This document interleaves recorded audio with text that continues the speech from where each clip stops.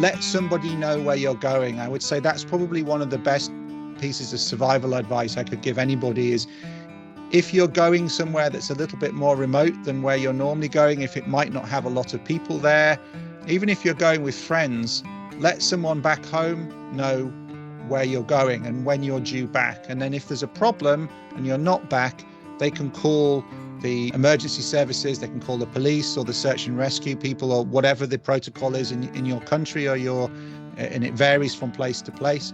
Whether you call a generalized emergency services number or whether you call, specialist search and rescue, it depends on from place to place. But let that person know when they should call and what they should say and where you were going. And then, if you're lying there with a broken leg, looking at the stars, having supposed to be back at your car by nightfall, that your mother or your boyfriend or your girlfriend or your significant other or whoever it is that you've left the information with, they know that A, because you trust them and they care about you, and B, because they know you've told them when you were going to be back. I'll be back for dinner, and you're lying there and it's midnight and you should have been home already.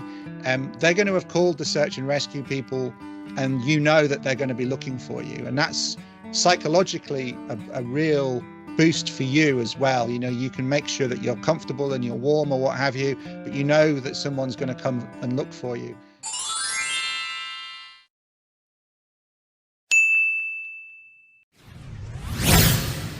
Have you ever seen the movie, what's the movie called? It's based on a book by Joe Simpson. About a dude that went alone in Alaska or something? No, not that one. Not that one. Not. About another guy that went in, I don't know, and had to cut his hands. That's Aaron Ralston in Arizona. No, but that's a good example actually of what we're talking about. Yeah, because he didn't tell anybody where he was going, right?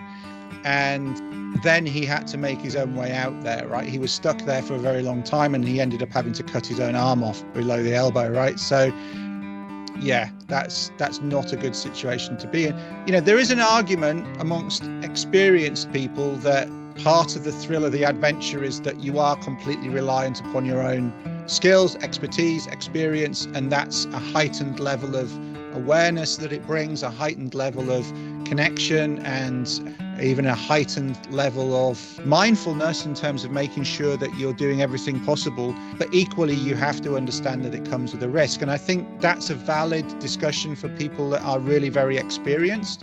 But I don't think it's a valid place for people who are inexperienced, because you're more likely to make mistakes when you're inexperienced.